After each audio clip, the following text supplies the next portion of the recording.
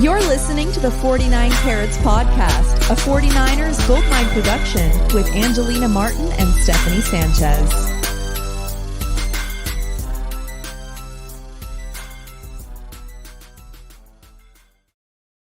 Yes, sir. Welcome to episode 26 of the 49 Carats Podcast. I realized last week we did not shout out Marco Sands for our new intro video. That thing is fire. We already have the sick intro, so cool to add the video component. Thank you, Marco. Welcome to another episode, everyone. It's a happy episode. It's Victory Monday. It's what we love to hear. I feel like every time we have a Victory Monday, it's like, hey, who would have thought? We're here again. We won. The 49ers defeated the Bengals 26-23. They improved to 7-6 on the season. They now have the number 6 playoff seed, and they have a 75% chance of making the playoffs after yesterday's victory. So we are excited. We are happy to be here. How are you feeling, Steph? I'm feeling great. Like, that was a really fun win. I feel like it was exciting from start to finish. Okay, maybe second quarter to finish, because it was kind of boring at first, but yeah, I'm just glad we got the win. It was a crazy game. I mean, lots of ups and downs, like you kind of said, but no better way to end it than on a last-minute touchdown and one that's contested. You know, we're on the edge of our seats waiting to see if they won or not. So that was really exciting. Some other exciting news before we dive into things. If you didn't see on Twitter or Instagram, 49K Pod is doing our first giveaway. We partnered with Fitted Studios, and we are giving away their awesome Deebo Samuel tee. If you haven't seen it, it goes hard. It's fire. You should enter this contest and try to win it. The rules, you can participate on Instagram or Twitter. Just subscribe to us on YouTube. That's youtube.com/Stragasaurus, and follow Fitted Studios on Instagram. Once you do that, grab a screenshot of both of those, reply to the tweet, or post it to your story and tag Fitted Studios if you're going the Instagram route. So a couple ways to enter, really cool prize, and we are happy to promote this awesome clothing line. I know, Steph, you have a few of their pieces, right? I do. I'm actually wearing my George Kittle tee today because I love this shirt. And yes.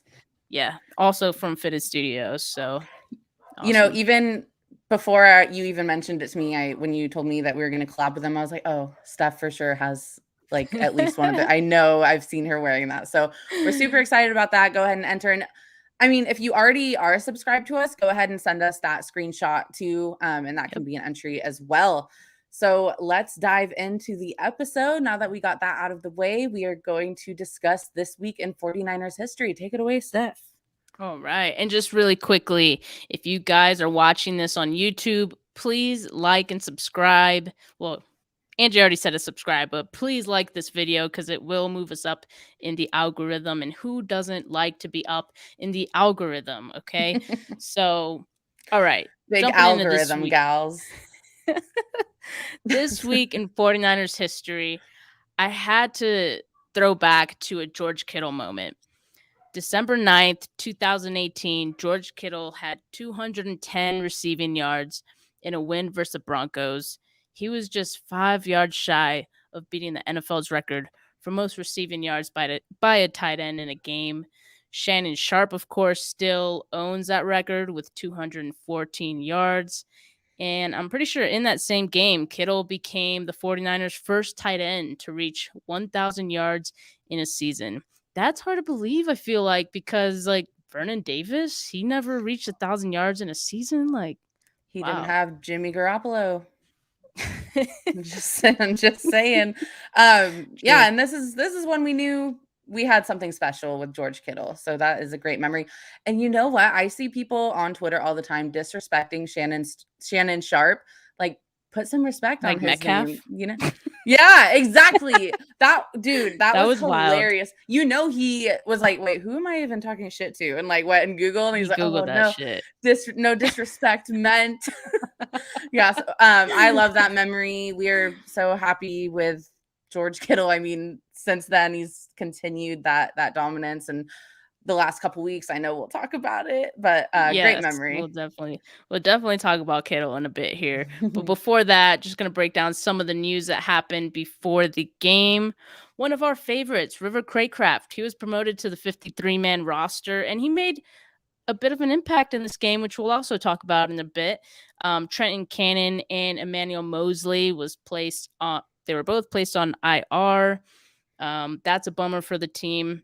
Also, Dante Johnson was out for this game. We ended up hearing after the game that his mother passed away. So definitely sending some good vibes and thoughts to him and his family at this time. But Ambry Thomas got the start in his place, and we'll talk about Ambry Thomas in a bit as well. Elijah Mitchell was out, and Jeff Wilson Jr. started in his place, and we got Debo back, which is great. I mean, he had his presence felt as well, which we'll also talk about in a bit. But first, I think we've got a game to talk about, right, Ange? We do have a game. It was thrilling. Who doesn't love an overtime victory? I just want to start really quick by saying River Craycraft was the impact player of the game. if he does not recover that kick and get the 49ers started off on a good foot, not good fit, on a good foot. I mean, we saw the Seahawks game. Those kickoffs were travesties, and it really dampened the vibe of the game. So shout out River. We know you can do big things, and it was awesome to see. What do you think about? I mean, I know we were hyped. I grabbed my phone. I was like, I gotta tweet something. Yeah, I mean, it's just fun to cheer him on, and I don't know how it really started, but I mean, hey, we're still here, going strong. Yeah, people like to give us crap for it, but I was also so happy when people were like tweeting at us yesterday, like River Craycraft sighting, and I'm just like, yes, like we are family.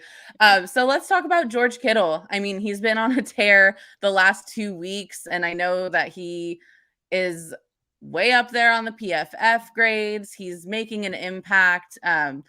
What did you see from George Kittle? I mean, there's so much we could talk about, whether it's the diving backwards catch that he made near the end of the game that ended up not really mattering. But what are your thoughts on George Kittle from the game?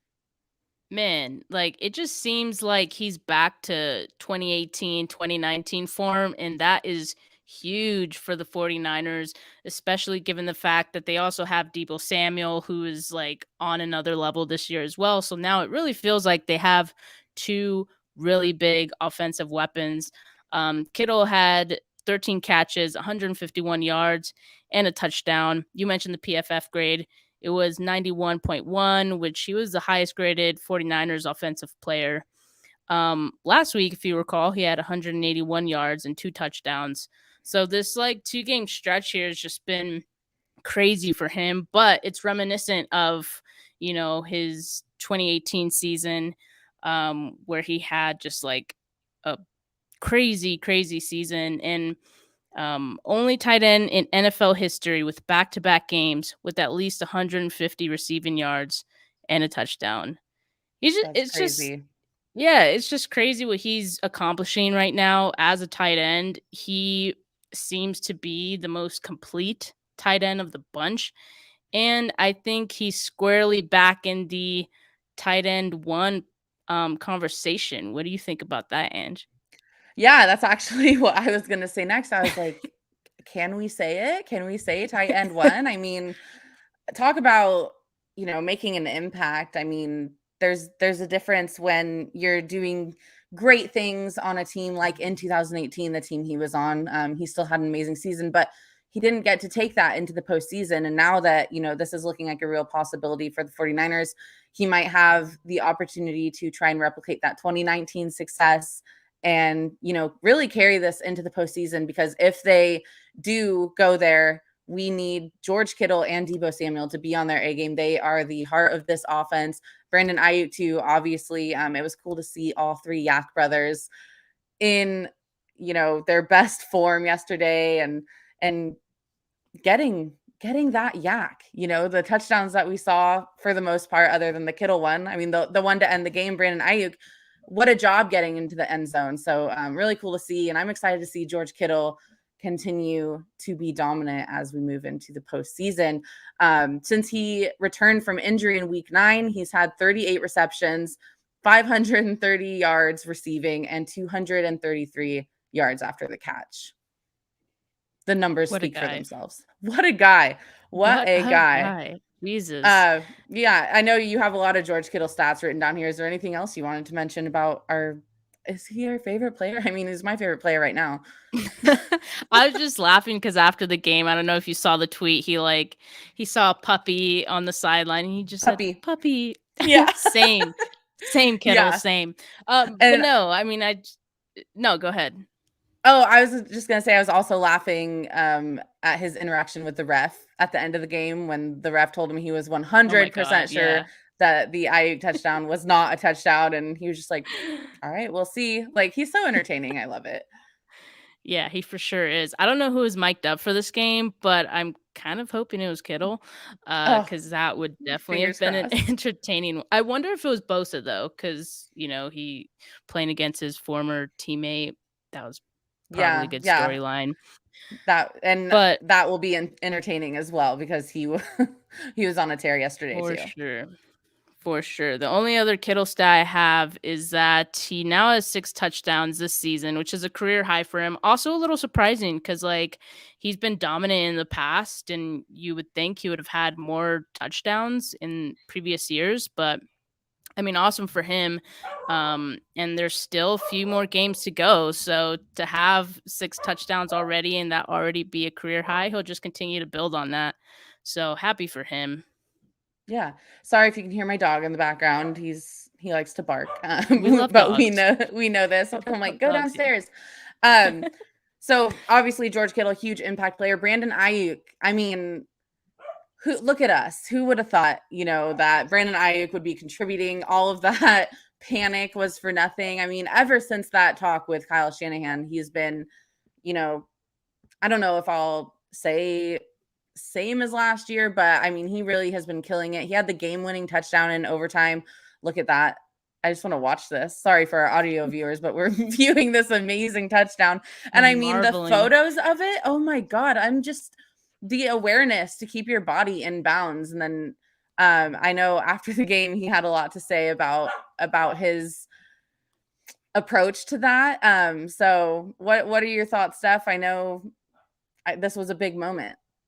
Yeah, no, it definitely was. And I mean, it's just great to see him be able to have this moment given, the start of the season that he had, right?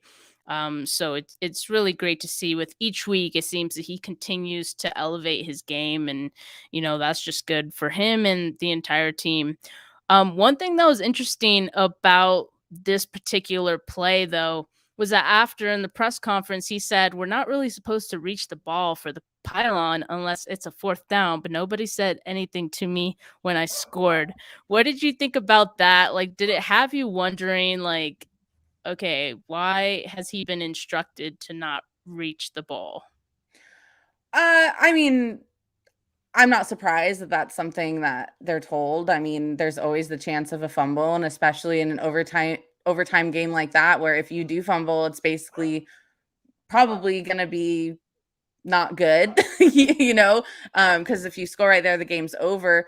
I know it's one thing that I feel like I watch Derek Carr do it all the time. He's always diving for the end zone, diving for the pylon, and the ball gets knocked out of his hands, and it's always like, why are you doing that? But of course, there are no complaints when you score the game-winning touchdown. So it's not surprising to me that everyone kind of looked the other way.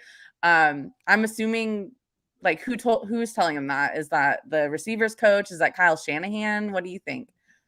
I don't know, but I do agree that there is definitely a reason. And I don't know if you remember it was like back in January. I had to look it up because I know it's happened before that someone has reached for the pylon and they fumbled, right?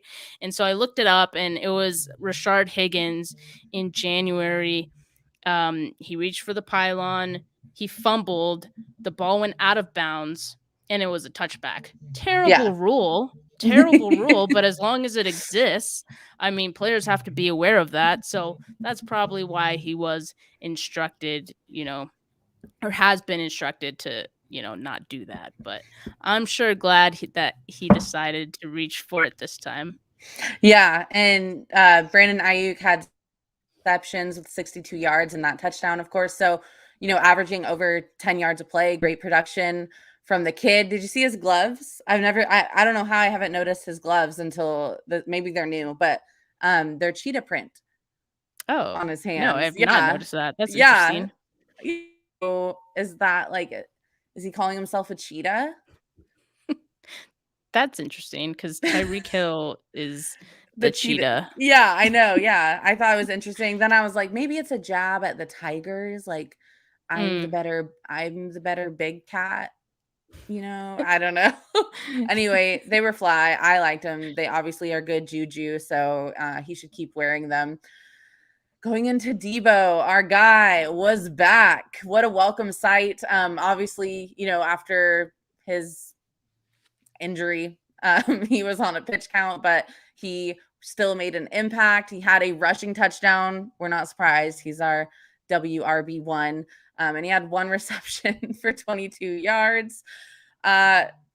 No surprise that we're continuing to see Debo used in the running back role, right? I mean, how could you back away from that production?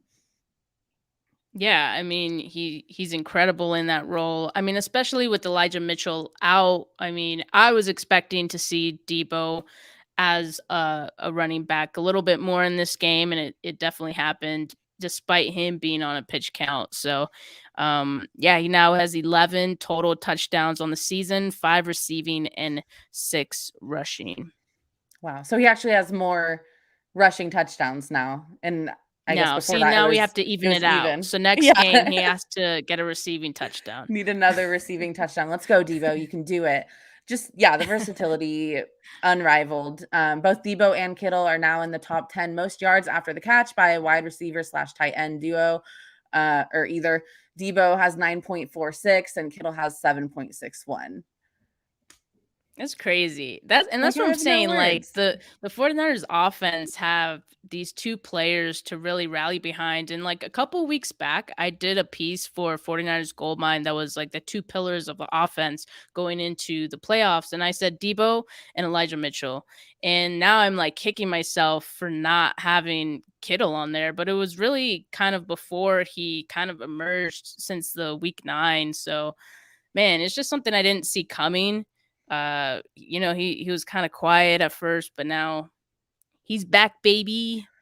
Yeah, and I want to see your take on this. Do you think, obviously, their prowess for yards after the catch is because of their ability to break tackles and their speed and all that, but do you think they're at the top of this category also because of who their quarterback is? Like, how much do you think that plays into it, and how much of an advantage that give them when it comes to the Yak leaderboard? I mean, I think it definitely has something to do with Garoppolo and the way that Kyle Shanahan schemes up the offense for Garoppolo. It's no coincidence that they're both in the top 10, right? And but I think it seems to work for the type of players that they are.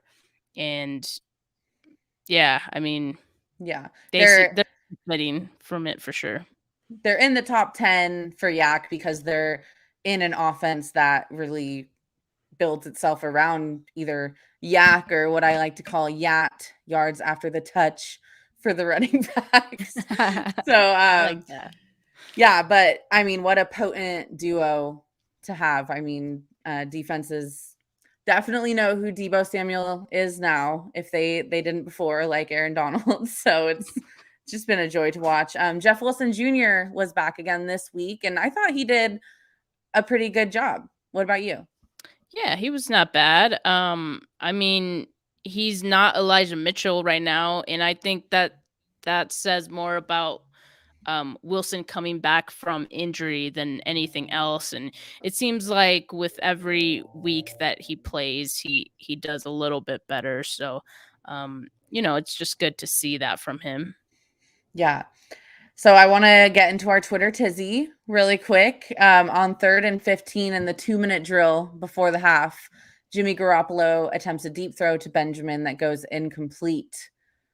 Whose fault is it? Are we playing that video or is that not? We are going to play the video. We are playing that video. Let's see it really quick. Yeah, the slate's better. I have so many thoughts. It's tough, right? And they'll probably show. Yeah, it's going to show a slowed down version. Okay, so you see, I think it was. I don't know if I'm saying his name right, but I think it's Awuzie, how you pronounce it, the corner. He made a great play on the ball, but Ange, I'm gonna let you go first. What do you think about? Can you play it one more time? Let's go. Can you play it one more? Yeah. I just want to see this one more time before I. Okay. I mean, it's nice to see Garoppolo attempting. Yeah. As soon as that came off of his hands, and you see the launch angle on it, it's like, oh shit! Oh my god, my dog's barking at my dog's barking at my cat from under the door. Sorry, they're like, yeah. So off the hands, I'm like, oh, we're going deep. Okay, here we go. It's always like, I'm just always expecting a pick, honestly, or an overthrow. So I think it was a decent throw. I think he underthrew him, obviously, a little bit. You always want to lead your receiver. I mean, he leads him. I think Benjamin breaks the two defenders and could have been a touchdown. But if it hits you on your chest and you have both hands around the ball, you have the chance to make a really good play. But obviously, like you said, the corner did defend this well. So it's like, do I have to put the fault on anyone? I do. No, you don't have to. I mean, yeah, I mean, like, I don't think it was anyone's fault. I mean, I think if we're going to say anything, it could have been a better throw, but as a receiver, you have to make that play. And that's what we see a lot from Jimmy Garoppolo. I feel like we have this conversation with so many throws, right? It's like, oh, the throw could have been better, but like they should have caught it. I mean, we saw that play with Kittle at the end of the game that gave us the new Jordan logo where he's like reaching out backwards. Like great play by Kittle. If he dropped it, if it went off his hands, I probably would have blamed Jimmy, you know? So it's kind of the same concept. What are your thoughts? Yeah, I think this was funny. There's definitely some shared responsibility, like Christopher said here. And let me remove the video really quick. Yeah, I think there is shared responsibility. If I had to pick someone who deserves more blame in this, I would say Jimmy Garoppolo. But yeah, as Ryan said, Kyle, I mean, why is Benjamin even out there? That's one thing. But I mean, Angie, you mentioned the fact that, you know, if the ball touches your hands, you got to catch it. I said the same thing last week. Remember, we were discussing like another play. But in this case, I actually have to say that I do think more blame has to fall on Garoppolo this time. And I only say that because the way that it was underthrown, he gave the defender a chance to make a play on the ball. The one last week where it was like overthrown, like over his Ayuk's head, I still felt like Ayuk could have caught it because, you know, it did hit his hands, but there was no defender that, you know, could have made a play on that ball. In this case, I mean, we saw Awuzie make a play on this ball, and I think that is directly because it was underthrown. So. Yeah. I'm just like, damn, he couldn't have just got his hand on the face mask there or something. Yeah, so I mean, that's another point too, and that goes back to why was Benjamin even in the game? Because maybe another receiver would have been a little more aggressive in getting that ball. We've seen Debo in similar situations, right, where he somehow, like, you know, ends up getting that ball, and you know, so maybe it was a little bit of everything. Yeah. It could go either way, right? Yep. And I feel like that's every Twitter tizzy I feel that we do could go either way. You know, everyone has their opinions. That's the beauty of it. But let's talk about how the 49ers kind of lucked out on Sunday. Wouldn't you say? I think so. A little bit, Yeah. yeah. Yeah. So we know that the Bengals special teams was going through it. The 49ers found a special teams crew that is worse than them. So that worked out nicely. We saw the muffed punt and the taunting penalty after forcing a fourth down that allowed the 49ers to score before the half. That was just like, that's just a couple. Another thing that stuck out to me that, you know, if this had gone differently, ball game, that near pick at the end of the game that Jimmy threw right into the defender's hands that luckily he dropped. So if that would have been caught, that was right. That was right in his hands. That would right have been in his hands. Yeah, I screamed. I don't know how he didn't catch it, honestly. Yeah. So that was big luck. So do you think special teams came through for the 49ers, or do you think that like the Bengals special teams really dropped the ball and 49ers special teams deserves no praise, which is what a lot of people on Twitter were saying? I mean, I'm glad you asked this because I definitely thought the same thing. I was like, okay, did the special teams improve, or was the Bengals special teams just that bad in this game? And I want to say they were that bad because it was pretty bad, right? I mean, the 49ers special teams was better in the sense that, you know, they were better than last week. Can't get much worse than last week, right? No. So they didn't exceed the worstness of last week, which is good. You know, Yeah. that's improvement in that sense. But I want to get that on a shirt. Don't exceed the worstness. Don't do it. But I mean, I don't know. I still personally, I don't think the special teams is out of the woods just yet. Like, I got to see more from them to really know that they can, you know, be okay going into the playoffs. But, you know, whatever. I mean, these types of games are good for them, right? It's confidence building. We talked about River Craycraft. I mean, having him back, he made an impact. I mean, so the way he keep him around on the ball, like the athleticism, I mean, that matters. The commitment, the read that it was muffed. I just what a time to be a Craycraft fan. The Bengals, as we know, they muffed a total of 2 punts that led to 10 points for the offense. So that's the difference in the game, right? And of course, we do have to bring up the missed field goal by Robbie Gould that would have won the game and kept them from going to overtime. Are we gonna say it? We have to. No. We'll say ACAB. Okay. But are you like, what are your thoughts on Robbie Gould? Because I feel like he has just been straight not good. Like straight up not good. I feel like you wanted to say another word. Yeah, I was gonna say dog yourself. Shit. I thought you were going to say ass, like just straight ass. Oh, no. But all of those words could have applied. And I mean, you know how I feel about Robbie Gould. And I mean, for some reason, and it's funny because I think Jordan, like, and other people pointed out that he had been 6 for 6 in game-winning or game-tying situations for the 49ers. And that's obviously great.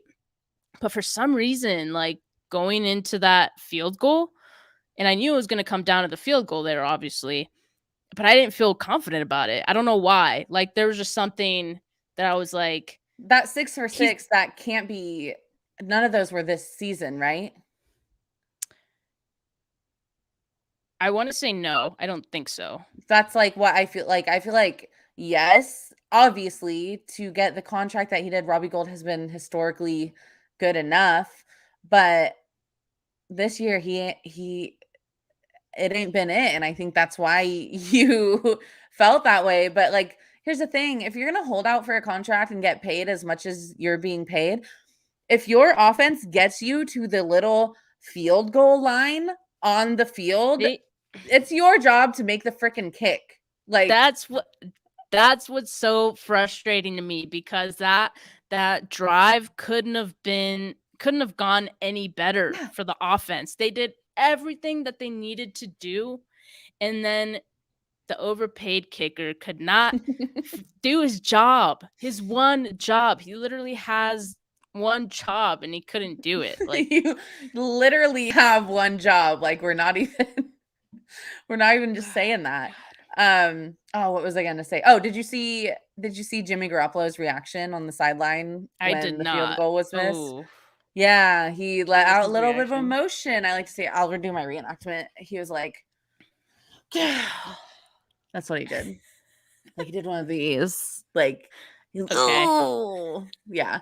I felt bad for him. Yeah, because this guy's out here fighting for his life. Jimmy G is fighting for his life, and you can't make the field goal.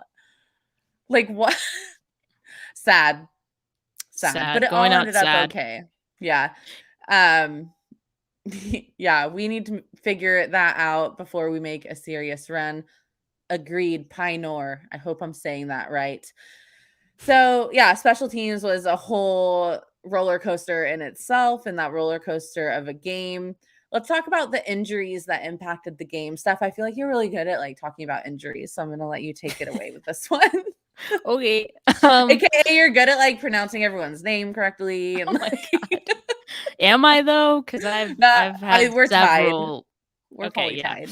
But I'll take this. So, Bengals defensive end Trey Hendrickson, who led the Bengals in sacks, by the way, he got hurt in this game and he didn't return.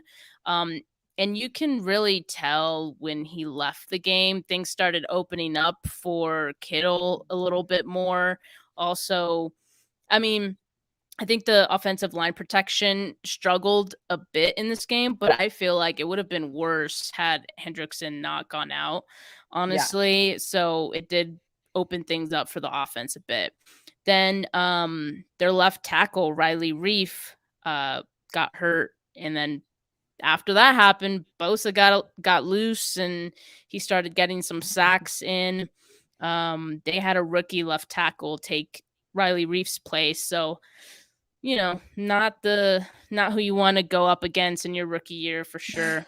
And then Azeez Al-Shaair, he left the game late in the third quarter with his elbow injury, which looked scary at first, by the way. I mean, I might as well say it now. Kyle Shanahan did say that he's day-to-day, which news. Is like, whew, man, because I thought that it looked like a season-ending injury at first. I don't know why. Like, it just didn't look great. But when he left the game, it definitely did impact the defense a bit. The Bengals offense started moving after that. And just a little stat that KP from Niners Nation posted earlier today. With Azeez on the field, the 49ers defense allowed 4.6 yards per play. That's on 40 plays. With Azeez off the field, they allowed 8 yards per play. It was on 25 plays. That's crazy. Yeah. But we been new, right? I mean, Azeez Hive. Yeah. Azeez Hive. So Azeez had 11 total tackles. I almost said sackles. That's funny. He had 11 total tackles, 1 sack, and 3 tackles for loss. Now let's talk about the smaller bear, Nick Bosa. Is he even like, can we even call him smaller bear anymore? Like, I feel like he should give himself the title of just bigger bear than his he's brother. The big brother now. Yeah, who's your big brother? So Nick Bosa freaking killed it per usual. I mean, the fact that this guy tore his ACL in half and came back and is doing this, like, it's insane. He had 2 sacks. He has now 14 on the season, 9 pressures, 7 hurries, 2 quarterback hits, 91 PFF grade. He's the highest graded defensive player. So shout out Bosa and Kittle for earning those top honors this week. 27 total pressures, second most for the unit this season. And he was a big part of that. I did have a fast fact that I wanted to throw out there really quick. And this is from our friend Jordan Elliott of Niners Nation. Duh. So Nick Bosa is now third in the NFL with 14 sacks. Yeah, Jordan's always got the best stats. Opponents have lost more yardage on Bosa's sacks, 114 total yards, than any other player in the league except for Micah Parsons, who had just half a yard more for loss than Bosa. So, like, not only is he sacking quarterbacks, he's chasing them so far back into the backfield that he's sacked more than the length of a football field this year. That's crazy. When you say like that, it's like, wow. Yeah, 114 yards. It's crazy. What did you think of the defense, the defensive line this week? I mentioned they had 27 total pressures. Yeah, I mean, like you said, per usual, Bosa is the engine of that defensive line. Ebukam and Armstead also had 4 pressures, so it's nice to see other people start to get involved. D Ford, I was gonna mention this later when we gave like some news from today, but it doesn't look like D Ford is coming back, and that's a big blow for this defensive line. So they're gonna need someone else to step up on that other side. I mean, Ebukam, he's not as impactful as they thought that he was going to be, which is obviously a bummer. Christopher Johnson here says Omenihu needs to get more snaps. I agree. Like, I think for what we got him for, and you know what people were thinking, like he wasn't gonna even play or do anything. He's been nice. Like, he's made some nice plays, and I agree. I'd like to see him get more snaps, and you know, I think he can maybe push Ebukam for some playing time. Yeah, I know everyone was like, who, what, when we got Omenihu, but he's been nothing but useful with the time that he's gotten. So I definitely agree, Christopher. Let's talk about Ambry Thomas, our young buck. Our young buck got the start. What'd you think? Okay. I mean, obviously, I'll just say that Ambry Thomas was not meant to start at all this season. So that's what I'll start with. He had 2 illegal hands to the face penalties. I think these would not be as bad had they not negated 2 big plays. Like, it just so happened that it was on 2 big plays, a Bosa sack and then Ward's interception, or would have been interception. And I think there's extra frustration added to that, you know, as a fan, when you think it could have led to those big plays. But all in all, I don't think it was that bad. All things considered, you know, the fact that he's, you know, he probably wasn't even meant to play or this season or start, and he had a tough task. He was going up against one of the better wide receiver groups in the league, and you know, having said that, I feel like it could have been worse.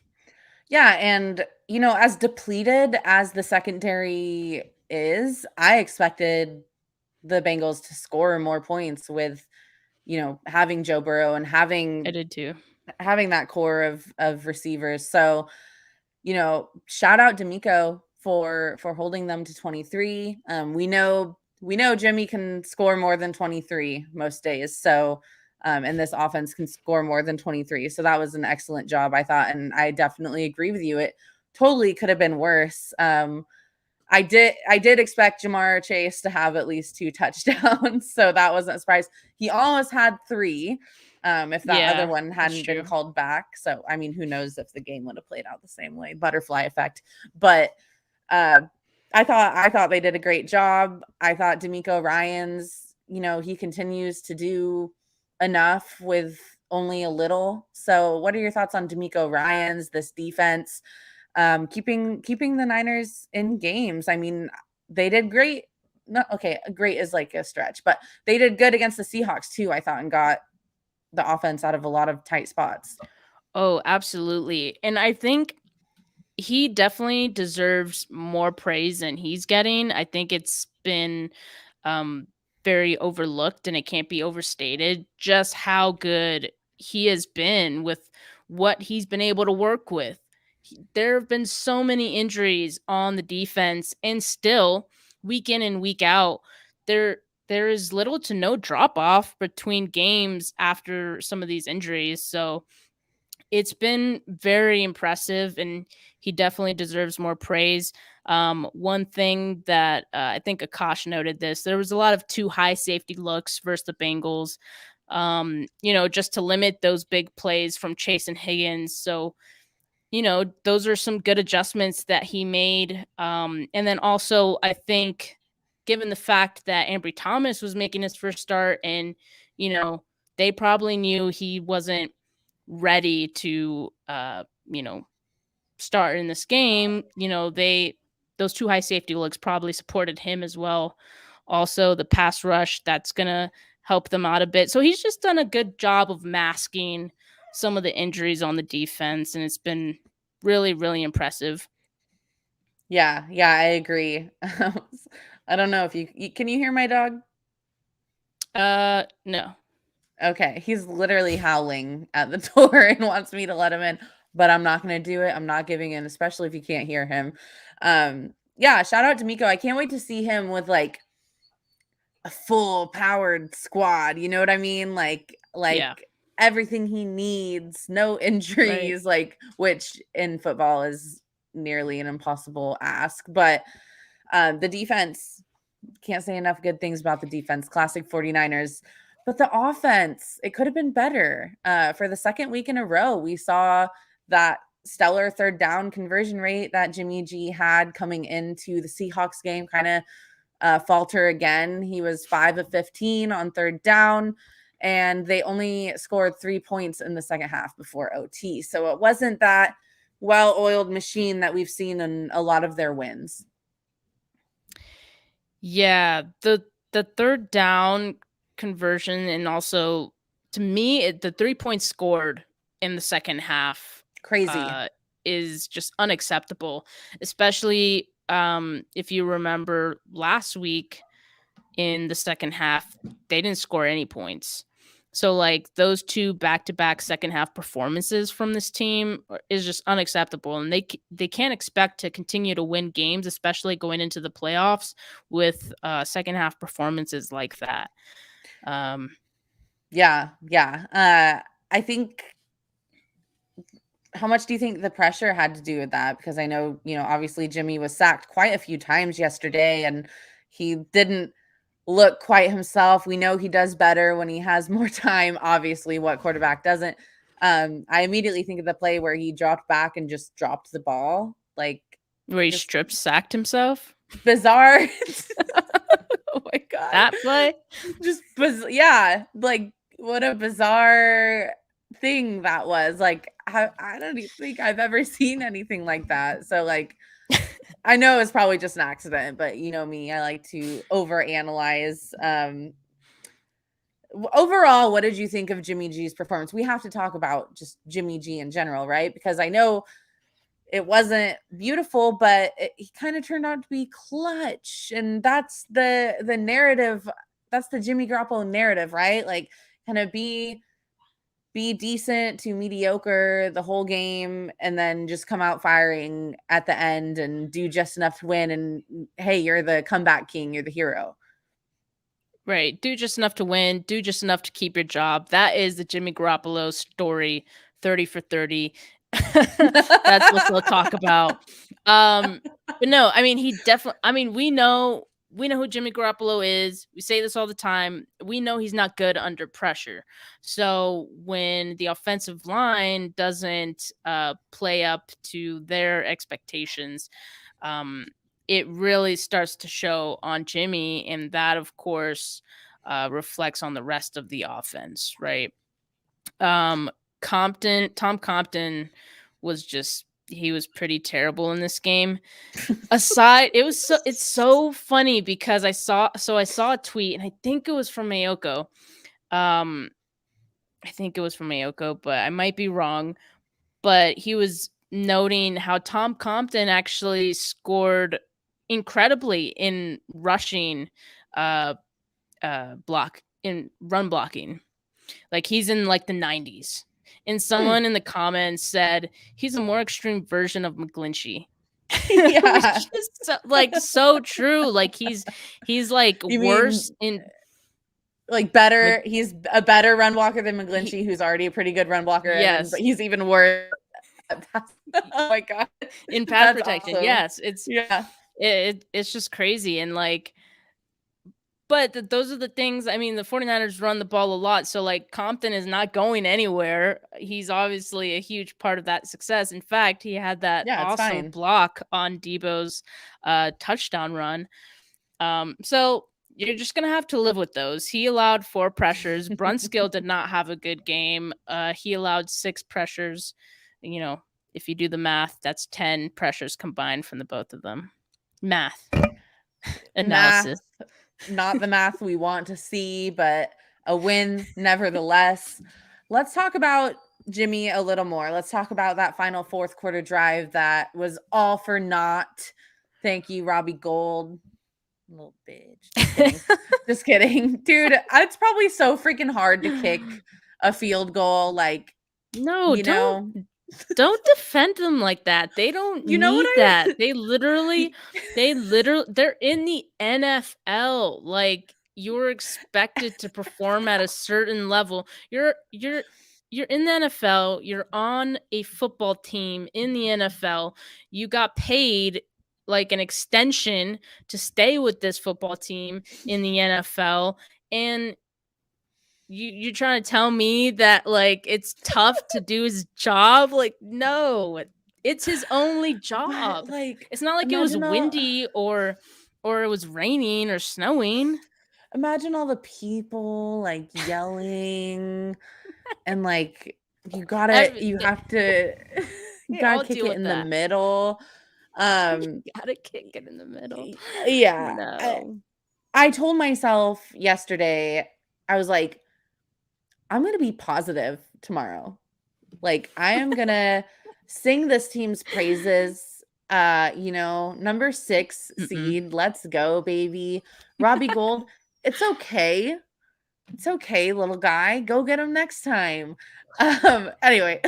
Just got it a little. And also, he's Robbie a vet. Gould like if you're like a rookie, right. or like you've only been in the league a few years, but he is a vet, seasoned. You're talking me down.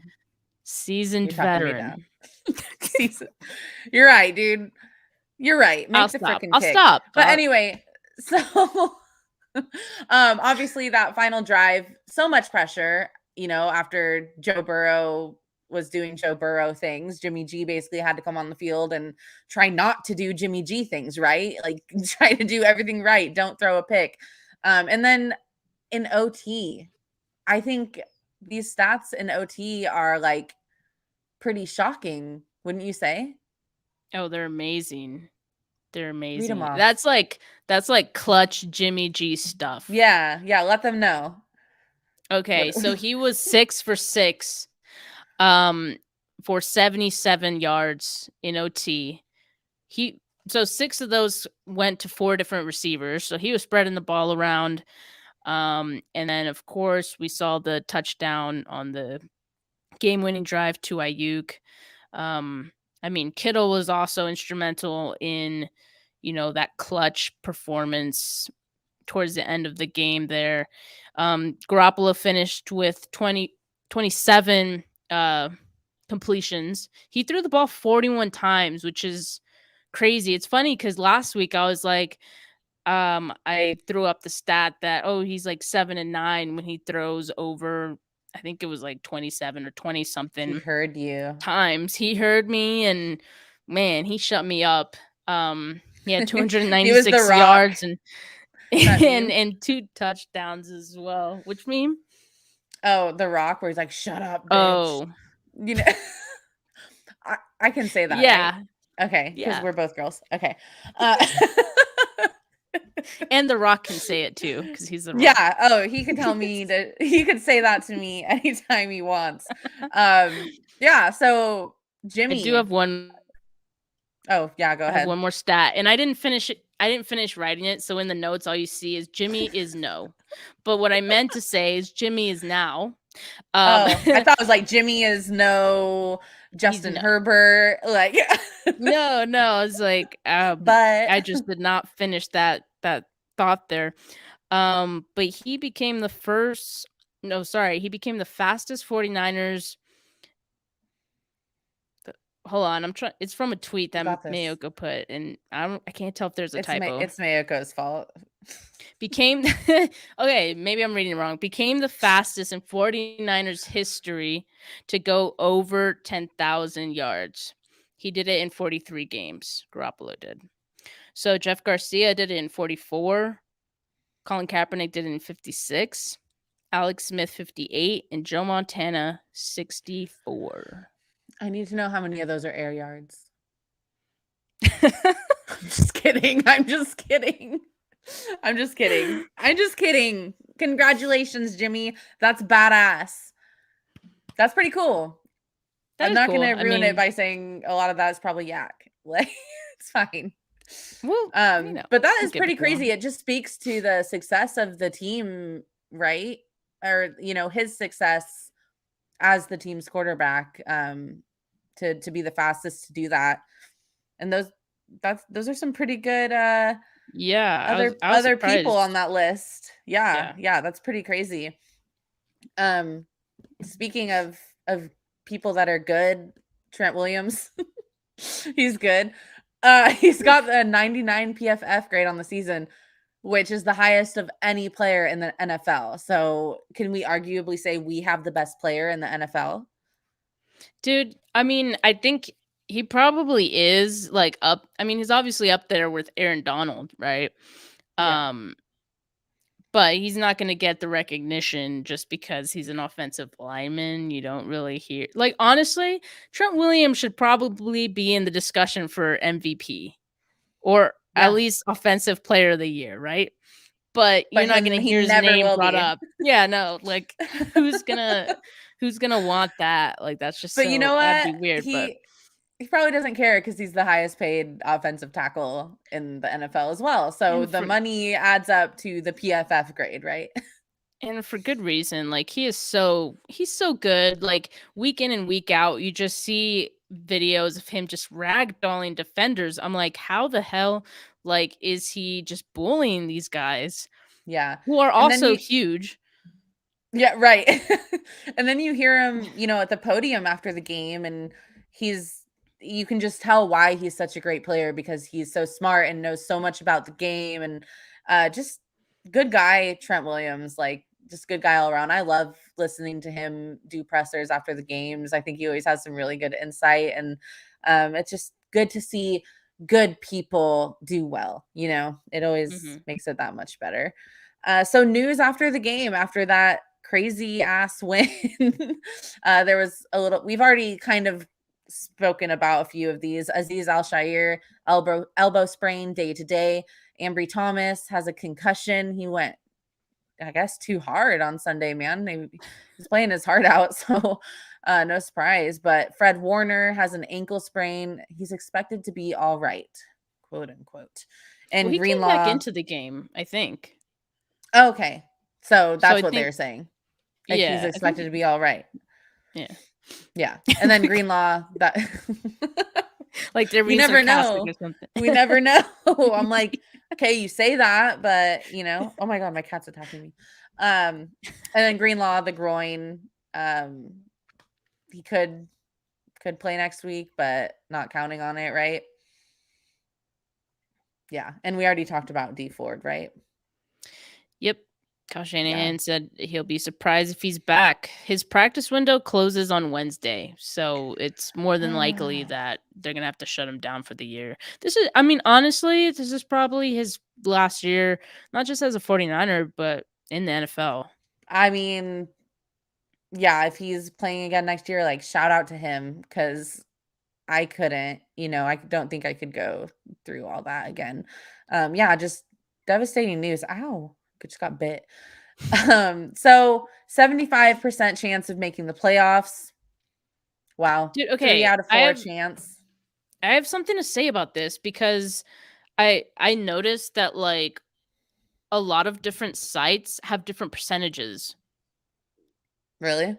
Yeah, like someone, and I don't remember, but someone last night was like, the 49ers have an 80% chance, and it was the same last week. So I'm like, how does that Yeah. work? Like, I mean, I'm sure there's like all kinds of things that people take into consideration, and maybe there's different formulas, but that doesn't make sense. All I know is I have a no. 100% chance of making playoffs in my fantasy league, baby. Let's go. Hey. Hey. But that being said, can this win propel them through the playoffs? Like, is this a contending team? Do they have what it takes? Is this the momentum they need? Steph, what do you I think? mean, it's for sure the momentum they need. I don't know if they're, when I hear contending, I think Super Bowl, right? And I don't know if they're Super Bowl contenders, but they're for sure obviously playoff contenders, and a win like this makes you feel good. Fred Warner said getting a win like that does a lot for the growth and maturity. Wow, I have a lot of typos in my notes. It does a lot for the growth and maturity for a team. Those scrappy ones mean the most. So, yeah, I mean, it's just confidence building. It's knowing that you can, go to enemy territory and win a tough OT win. Yeah. Yeah. Yeah. And it doesn't help when you have such a great record on the road, right? I wonder how much that played into it. But yeah, contenders. I like that you brought that up, because yeah, you automatically go to Super Bowl. But here's like my thing. The expression is any given Sunday, right? Any given Sunday, any team can win. All you have to do is get into the rodeo, get into the dance, make it to the playoffs, and like anything can happen. As Grammy Award winning artist Ellie Goulding once said, I don't even know if she's won a Grammy before, but anything can happen. All you got to do is get in. Right now, they are on track to do that. So if they keep it up, like, momentum is a hell of a drug, So and it seems like they're clicking. They have chemistry right now. I mean, I don't know if you heard what Brandon Ayuk said about Jimmy Garoppolo after the game. Yeah, I did. Basically, strong words for him. He said that, I'm going to paraphrase here, but when they get in the huddle and Jimmy G is leading that huddle, they feel like they are going to win. Like, that is the feeling that their quarterback gives them. That's the feeling they have when they are with him in the huddle. And they really felt like they were going to win that game on Sunday. And it's because of Jimmy G's leadership. That's what Brandon Ayuk said. So to hear something like that, super powerful. Just goes to show they do believe in each other. Even when all of us might not believe in them, they're believing in each other. And sometimes that's all it takes. That goes a long way for sure. Yeah. Yeah. So let's talk about the playoff picture. Why are you laughing? Did you hear the cat? I heard your cat. Yeah. I knew it. Man. He likes to talk. He talks a lot. So playoff picture, like we said before, they moved up from the 7th seed into the 6th seed now. So a little more cushion, thanks to that win and the Washington football team's loss. If playoffs began today, they would play the Buccaneers in Tampa Bay, which, like, yeah, road game. But if I hear the 49ers and the Buccaneers in the same sentence, I don't want that. I don't want to hear that. I want nothing to do with that. Like, oh yeah, that would suck. Remaining games. It seems like just yesterday we were talking about the final 6. There are only 4 now. Falcons, Titans, Texans, and Rams. They play the Falcons and the Texans at home, and the Titans and the Rams on the road. So we'll see what happens. I think they'll go 3-1 the rest of the way. Yeah, I feel like that's the consensus from most people right now is 3-1. Just curious to know what game you think they'll lose. The Titans game. You think they'll lose against the Titans? Yeah. If I had to pick, if I thought that they were going to lose to anyone else, I would say, like, I think if they beat the Titans, then yeah, hell yeah, they could win the Super Bowl. Like, I just don't really see it Do happening. you think the Titans are that good? Yeah, I love the I know Titans. you're Tannehill I fan, just but yeah, I don't know. We'll see. I mean I think they don't have Derrick Henry. That's true. We'll see though. I We'll could see what see them happens. losing to the Rams. I don't think it's gonna happen. Like, obviously the Rams are talented, so it's a possibility, but given the track history. But you know what? I also thought, like you and I both thought, they were gonna beat the Seahawks, and look how that went. So anything can Yeah, that's happen true. any given Sunday. But yeah, that So last game of true. the season is probably gonna be pretty crazy because it's gonna determine probably, like Christopher said, like who is the 5th seed, maybe. So we'll see. Good. Yeah. But they got the Falcons next week. They got Matt Ryan coming into town. He's been sacked 26 times. He has the 7th worst interception percentage. That's a good news for the Niners D. And Kyle Shanahan and DeMeco Ryans kind of know what's up, right? Yeah. What do you think is going to happen this game? I mean, I definitely feel like that bodes well for the 49ers. The fact that, I mean, obviously they're very familiar with each other. And also, as you mentioned, the interception percentage. So Ryans is another quarterback, I mean, who could be forced into making some mistakes. He's still a good quarterback, smart, very experienced, obviously. So one thing I would say is that they can't overlook this team. Like, I still feel like they have their offense is still. They have some playmakers that are a threat still, in starting with Cordell Patterson. Honestly, Patterson is the Falcons' very own Debo. Like, that's their own version. And they're kind of talked about often in the same kind of tier because they're very similar to each other.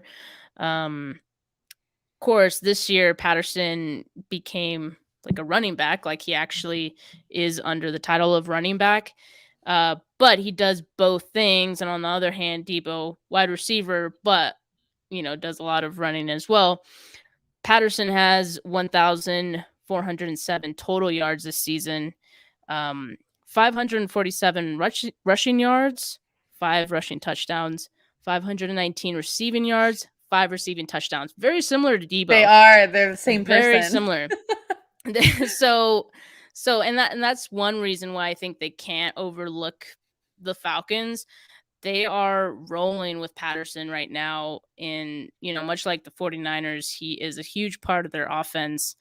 So I think a key to this game will be to stop him, and obviously Kyle Pitts as well. I wonder if Aziz is going to be healthy enough to play on Sunday. They might keep him out one game, and if he doesn't play, I mean, it could have some implications for Falcons passing game, and in particular Kyle Pitts. So well, yeah, he's another person to look out for. The stat you said earlier of the yards per play when Aziz is in the game then versus out. So yeah, that's definitely, man, I hope he plays. Yeah, I hope so. The good thing is, though, that the Falcons defense is pretty bad. They allow the 5th most points per game with 27.2 average. League worst 1.2 sacks per game average as well. So they're great news for Jimmy. They're not getting to the quarterback, and if they do, it would be a huge indication of the 49ers offensive line, right? Yeah. And they allow 5.6 yards per play, which is not too high up there either. Yeah. Or sorry, that is pretty high up there. Sorry. Yeah. They allow half of a first down every time someone touches the ball. That's pretty crazy. I think it'll be a good game for the 49ers. I think they definitely have the chance to go out there, do what they should do to this team. make another statement win and continue the momentum from this week. And I also think it says a lot about them to do what they did against the Seahawks last week and to come in this week against a good Bengals team on the road and win in overtime. I mean, if that doesn't speak to character, I don't know what does, right? So I'm hoping they can continue that. I think they have a good thing going right now. I think everyone has each other's backs, and that usually leads to success on the field. And I think that's what we saw this week. And I had a blast talking about it with you. Yeah, me too. Yeah. So, I mean, that's the episode for today. I just wanted to remind everyone, subscribe to us on YouTube, youtube.com/Stragasaurus. I'm pointing the wrong way. Yeah. Enter our giveaway with Fitted Studios. If you want that Debo Samuel tee, you can go to our Twitter account at 49K Pod and see the rules there. And yeah, we are looking forward. We will be announcing the winner next Monday on our show live. So be sure to tune in if you enter. And as always, we had a blast chatting 49ers with you guys. So thank you so much for tuning in and commenting and caring about what we have to say. So until next week. Peace.